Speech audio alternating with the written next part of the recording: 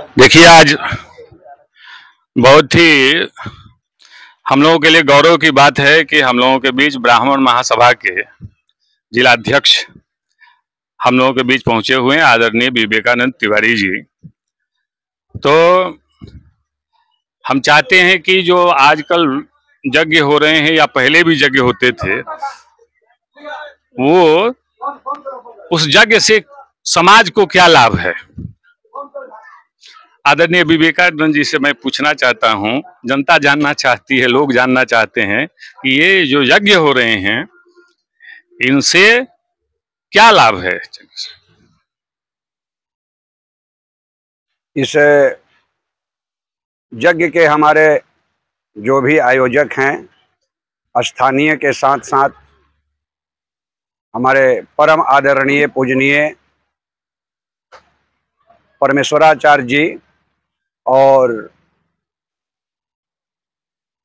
रामपूजन दुबे जी एवं स्थानीय ग्रामीणों के सहयोग से इस रसूलपुर गांव में जरती मैया के स्थान पर सतचंडी महायज्ञ का आयोजन किया गया है। साधारणतया मूल रूप से यज्ञ का अर्थ होता है आराधना, पूजन, जप, तप, हवन, सभी प्रक्रियाएं यज्ञ के तहत समाहित होती है। यज्ञ से एक नीचे स्तर से लेकर के यानी एक सूक्ष्म जीव से लेकर के ब्रह्मांड के उस नायक को सबको अपने अंश की प्राप्ति होती है। हमारे ऋषियों ने यज्ञ का जो आयोजन किया उसमें कहा कि विश्व का कल्याण हो। तो केवल मानव के कल्याण से विश्व का कल्याण नहीं होता, एक सूक्ष्म जीव जिसको हम वायरस कहते हैं वहां से लेकर के और ब्रह्मांड के नायक तक सबका कल्याण होता है। अब जैसे कह सकते हैं, आधुनिक विचारधारा वाले कहते हैं कि सूक्ष्म जीव का कल्याण कैसे होता है।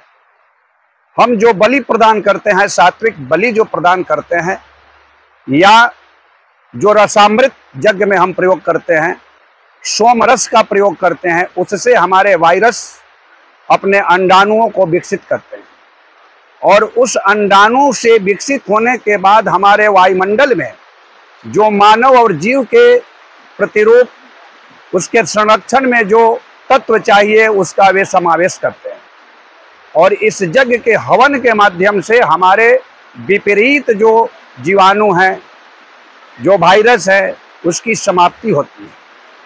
और यज्ञ के द्वारा ही अभी अभी वर्तमान स्थिति में जो हम लोग बैठे हुए हैं, पंडाल के बाहर बारिश हो रही है।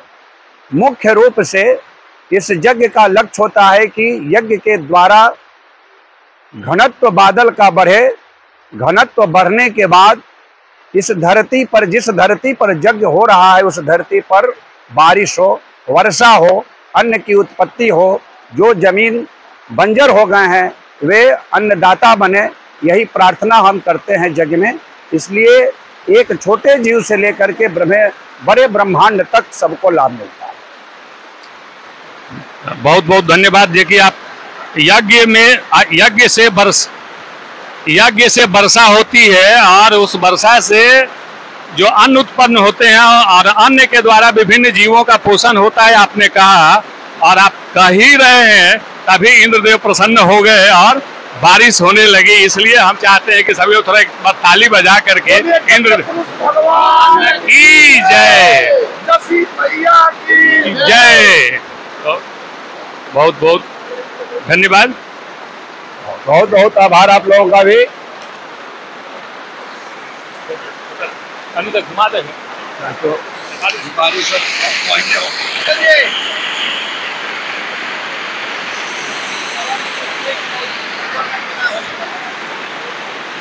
एक